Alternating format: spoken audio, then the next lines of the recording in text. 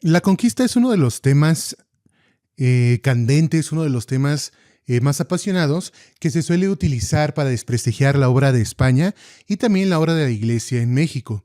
Sucede pues que gracias a la instrucción oficial y obviamente a los intereses de los países protestantes masones como Estados Unidos e Inglaterra, la leyenda negra ha pesado sobre nuestro pueblo.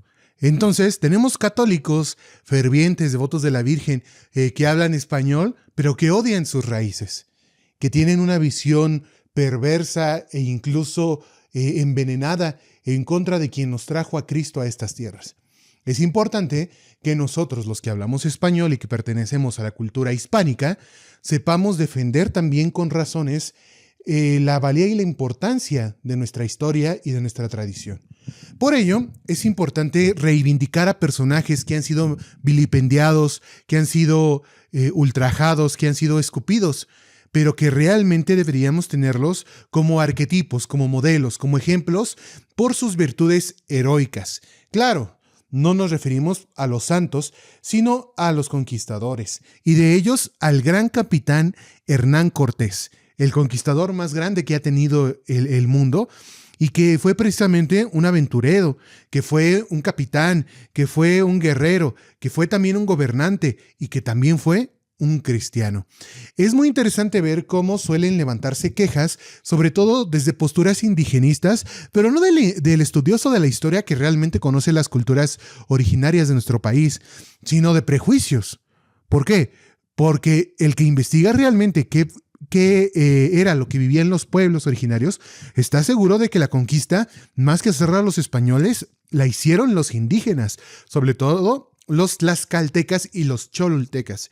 Y obviamente las distintas tribus que, cansadas ya del imperio mexica, o también llamado azteca, estaban deseosos de obtener su liberación, porque la conquista fue eso también, la liberación del indio, la liberación del indígena, de las manos de los mexicas, de las manos del yugo que sufrían porque eran tratados peor que animales, porque eran sacrificados, porque vivían en la barbarie y obviamente del terror de Huichilobos, de Huitzilopochtli, porque recordemos que la religión y por tanto la cosmovisión, la filosofía y la política de vida y militar de los mexicas era sangrienta, cruenta, de miedo, de terror.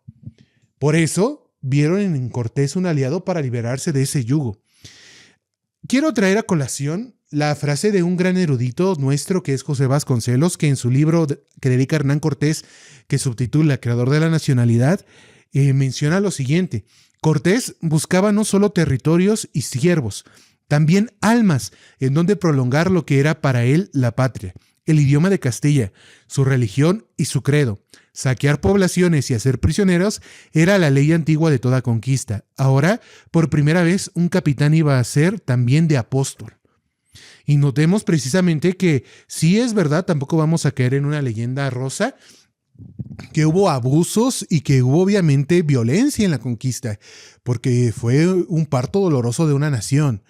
Pero, más allá de las manchas y de las sombras que pueda haber en la figura señorial de Hernán Cortés, brilla mucho más sus virtudes y brillan mucho más sus intenciones, no solamente de lograr una victoria militar, sino de edificar un pueblo y una nación. Porque también recordemos que Hernán Cortés va a ser quien pida los primeros misioneros que van a llegar acá.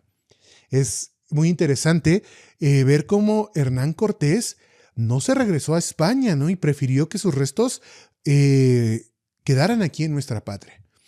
Hernán Cortés se preocupó por elevar la dignidad del indígena, la dignidad del mestizo, la dignidad del criollo y la dignidad del español que dejó sus tierras para quedarse a vivir acá. Entonces, pues, hay que conocer más la figura de Hernán Cortés, pero no desde el prejuicio, sino desde el conocimiento de los autores, de los historiadores, que nos dan luz sobre estos personajes. Así pues, conozcamos más sobre lo que es la hispanidad, lo que es la historia de nuestra patria y lo que fue la obra misionera de España en América.